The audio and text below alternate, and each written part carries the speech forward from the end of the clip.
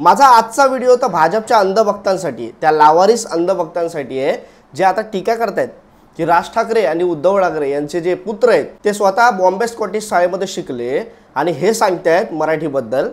असे हे जे भाजपचे काही टीकाकारी आहेत ना, जे टीका करतायत त्यांना ना मला आज उत्तर द्यायचं आहे। आणि दुसरी महत्त्वाची गोष्ट म्हणजे जे आता वरळीमध्ये भाजपची जी सभा झाली, जिथे आपली सभा होणार आहे त्या डोममध्ये जी भाजपची सभा झाली, त्या सभेमध्ये हे आशिष शेलार साहेब जे आहेत ते काय बोलले, एक पक्ष जो आहे त्यांनी गर्दी जमत नाही म्हणून हे अनेक पक्ष किंवा दोन पक्ष एकत्र येऊन हे सगळ्या मराठी लोकांच्या नावाखाली पक्ष एकत्र करून काय ते विजयी जे आहे ते सगळ्या गोष्टी मेळावा करणार आहे। मला त्या लोकांना एकच सांगायचं आहे, याच्या आधी राजसाहेबांनी त्या वरळीच्या डोममध्ये सभा भरवली होती आणि वार काय होता माहिती काय, रविवार आणि शनिवार नव्हता, मध्येच कुठला तरी एक दिवस होता, तरी देखील तो वरळीचा डोम हा भरला होता फक्त एकट्या मनसेनी। आणि आज आम्ही मराठी माणसाची ही ताकद जी सर्व एकत्र येऊन पक्ष झेंडा सगळा बाजूला ठेवून एकच अजेंडा फक्त मराठीचा घेऊन जो येणार आहे, तुम्ही विचार करा किती जण येतील आणि किती तो डोम भरेल आणि बाहेर पण LED स्क्रीन लावलं, त्या सगळ्या गोष्टी केल्या। पण हे कसं आहे ना, ह्यांना काहीतरी आता ह्यांच्या पायाखालची जमीन सरकले, ह्यांना काहीतरी टीका करायची आहे म्हणून हे सांगतायत की ना हे लोकांना एकट्या पक्षाला जी गर्दी करता येत नाही म्हणून सगळे बाकीचे जमा करतायत। मला एकच सांगायचं आहे, तुमचा पक्ष जो आहे ना तो तुम्ही कोण जमा केलेले आहे, ह्यांच्या पक्षामध्ये मराठी किती कमी आहेत, अर्धे ते ह्यांच्या पक्षामध्ये परप्रांतीय भरलेले आहे, त्याच्यामुळे यांना हिंदीची एवढी जी आपण बोलतो ना ही ओढ आहे। आज जर का तुम्ही पाहिलं आत्ता ह्यांची एक यादी आली आहे, नगरसेवक आता जे आपलं महानगरपालिकेचं इलेक्शन होणार आहे त्याच्यावर काय ती यादी आली आहे, त्याच्यामध्ये अर्धे ह्यांच्या परप्रांतीय नगरसेवक परप्रांतीय यांचे आत्ता पण असलेले जे माजी नगरसेवक सगळे, आणि हे आपल्याला सांगता मराठीचं कौतुक, हे स्वतः सगळे हिंदीचे का लागतायत ना, कारण ह्यांना अजून विचार करा मराठी माणसाला, मला तुम्हाला हे सांगायचं आहे, आत्ता हे लोक काय करतात ह्यांच्या पक्षामध्ये महाराष्ट्रामध्ये मराठी माणसाच्या या महाराष्ट्रामध्ये ह्यांच्या पक्षातले नेते, ह्यांच्या पक्षातले पदाधिकारी तुम्ही बघा, हे मराठी नाही आहेत, अर्ध्याहून जास्त पदाधिकारी आता होत चाललेत यांचे परप्रांतीय। मराठी माणूस हा आहे ना कुठेतरी मागे फेकला जातो, मराठी माणूस ह्याला मोठे मोठे पदं फक्त दिली जातात आणि त्याच ह्या मराठी माणसाचे मोठे हुद्द्यावर आहेत, जसं देवेंद्र फडणवीस असतील मोठे नेते आहेत पदावर आहेत, हे लोक काय करतात नेमतायत कोणाला, आणि त्यामुळे हे मराठीचं कौतुक ह्यांच्या तोंडातून शोभतच नाही। दुसरी महत्त्वाची गोष्ट, सर्व मराठी माणूस एकत्र येतो ना, हे कुठेतरी यांच्या पायाखालची जमीन घसरलेली आहे। हे काय बोलतायत, हा मोर्चा जो आहे तो थांबला आणि त्याच्यामुळे कुठेतरी यांना असं वाटलं की नाही आता मराठीची ताकद ही जी आहे ते आता थांबेल, आणि ह्यांचा प्लॅनच होता की काही करून मोर्चा करू द्यायचा ना, GR एक वेळेला मागे घेतला स्थगित केला तरी चालेल, पण ह्यांना मोर्चा काढू द्यायचा नाही मराठी माणसांचा, आणि त्याच्यामुळे ह्यांनी मोर्चा घेतला। पण आम्ही पण शाणे आहेत, आम्ही आज मराठी एकवटलोय आणि त्याचमुळे दोन ठाकरे हे एकत्र आले, हे सत्तेसाठी नाही आलेत का, हे राजकारणासाठी नाही आले। एक मित्रांनो डोक्यात घ्या, हे मराठीसाठी आलेत। मी असं का सांगतोय, आजपर्यंत भरपूर राजकारणासाठी विषय झालेत, युती वगैरे सगळ्या गोष्टी आपण पाहिल्या, पण कधीच ठाकरे एकत्र आले नाही। पण मराठी एका मुद्द्यावर एकत्र येत आहेत आणि ते देखील झेंडा न घेता एका अजेंडाखाली, मराठीच्या अजेंडाखाली येत आहेत। त्यामुळे हे कुठेतरी यांचे जे आहेत ना आता टीका सुरू आहेत, अंधभक्त हे जे लावारिस आहेत ना, अंधभक्त जे माहीत नाही कोण कोण कुठले असतात ते लावारिस म्हणजे काय, राजसाहेबांनी सांगितलं होतं ह्यांचे ना अकाउंट, ह्यांचे ना नावं, ह्यांचं ना काय, आणि हे लोक कमेंट करत असतात, हे IT सेलवाले यांचे जे 50 पैशावर काम करतात ना, हे लोक आता कमेंट करतात, हे काय बोलत आहेत, हे अमित साहेब आणि हे आपले आदित्य साहेब हे बॉम्बे स्कॉटेजमध्ये शिकलेत, त्यांचं काय, हे बाकीच्यांना सांगतात मराठीमध्ये। अरे मी काल एक मुलाखत घेतली योगेश शिलेंची, आपले पनवेलचे शहर अध्यक्ष आहेत, तुम्ही त्यांची ती मुलाखत पहा, त्याच्यामध्ये मी हा क्वेश्चन त्यांना केला, हा प्रश्न मी त्यांना केला आहे आणि याचं उत्तर मला देखील कुठेतरी असं खटकलं होतं, मला असं वाटतं प्रत्येक महाराष्ट्र सैनिकाने उत्तर खटकलं आहे, पण त्याचं उत्तर एवढं सुलभ आणि स्वच्छ रीतीने दिलेलं आहे ना योगेश चिलेने, मी खरंच त्यांना हॅट्स ऑफ बोलतो।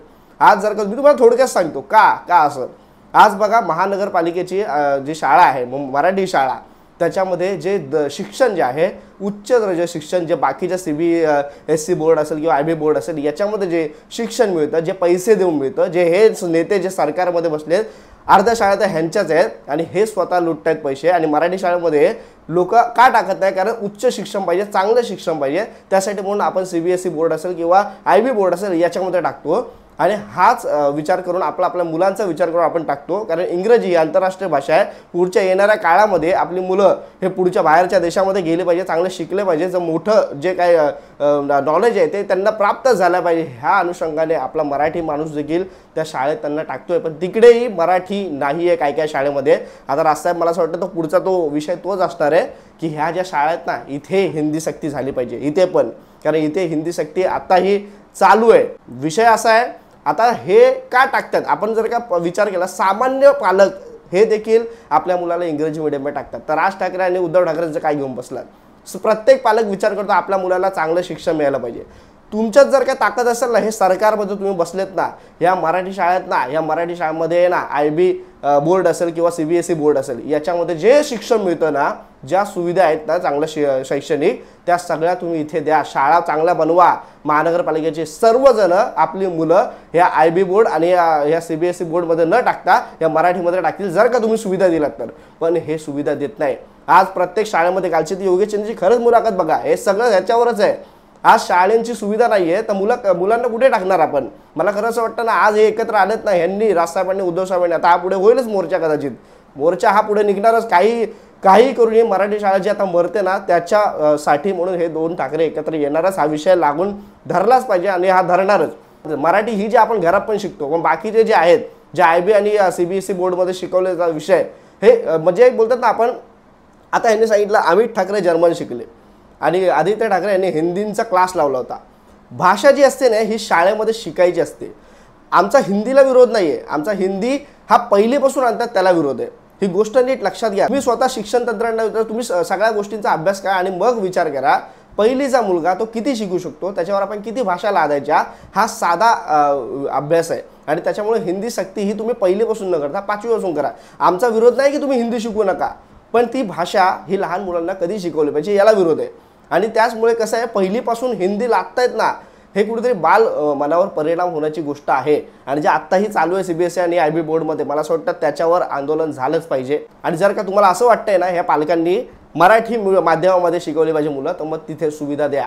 मला असं वाटतं हे सगळे प्रश्न आपण या सरकारला धारेवर धरलं पाहिजे, सरकारला विचारलं पाहिजे, आमची मुलं आम्हाला इंग्रजी मीडियममध्ये टाकायचीच नाही, कोणाकडे एवढे पैसे उभे राहिलेत, पण तुम्ही जर का आमच्या मुलांना चांगलं शिक्षण देणार नसाल तर आमची मुलं आम्ही CBSE आणि IB बोर्डमध्येच टाकणार ना, बाकी इतर इंग्रजी माध्यमामध्येच टाकणार। हे इंग्रजी माध्यम खोलून बसलेत हे नेते सगळे, ह्यांना आपण पैसे देतोय, हे जे बोलतील तेवढा कर लावतोय, हे जे बोलतील त्या किमतीमध्ये आपण पुस्तकं, गणवेश सगळ्या गोष्टी घेतोय, हे जे बोलतील हा प्रोजेक्ट करायचा, अशा आपण लुटलं जातोय। मला असं वाटतं मराठी माणसांनी आता एकत्र आलंय, ह्या संदर्भात या विषयावर पण एकत्र आलं पाहिजे। माझे ठाकरे साहेबांना पण विनंती आहे की आता हे जे शिक्षण आहे ना, या भारत देशामध्ये शिक्षण यासाठी पैसा द्यावा लागतो ना, ही खरंच दुर्भाग्याची गोष्ट आहे। आणि त्याचमुळे मला असं वाटतं शिक्षण ही एक गोष्ट तरी किमान आपण मोफत दिली पाहिजे आणि उच्च दर्जाचे शिक्षण असलं पाहिजे। कारण मराठीचं आत्ता जे अगोदर शिक्षण मिळायचं ते आत्ताच शिक्षण मिळते। आपण आपल्या मुलांना चांगलं उच्च दर्जाचे शिक्षण, जे पुढे जाणार आहोत की नाही, चांगलं शिकवलं पाहिजे ना। काय सेमी इंग्लिश पर्यंत आपण अडकून बसलोय। बाकीचे जे आहेत विषय, कोणाला जॅपनीज घ्यायचं, कोणाला फ्रेंच घ्यायचं, शिकायचं असेल शिकू देत ना, विरोध शिकण्याला नाहीये। पण विरोध हा कुठल्या गोष्टीला आहे, त्या मुलाने त्याच्या डोक्यावर, मेंदूवर ताण पडू नये, त्याच्यामुळे कुठल्या इयत्तेपासून हे शिक्षण घेतलं पाहिजे आणि गरजेचं आहे। आपण डॉक्टरकडे गेल्यावर विचारतो ना, ही गोळी कधी घ्यायची आहे, आपण एक्स्ट्रा डोस घेतो का? नाही ना, एक लिमिट असते प्रत्येक गोष्टीचं। मला असं वाटतं ती लिमिट हे प्रत्येक मानसतज्ञ असतील, या शिक्षण तज्ज्ञ असतील, या सगळ्यांनी सांगितलेलं आहे की पहिलीच्या मुलांना तुम्ही जास्त विषय लादू नका।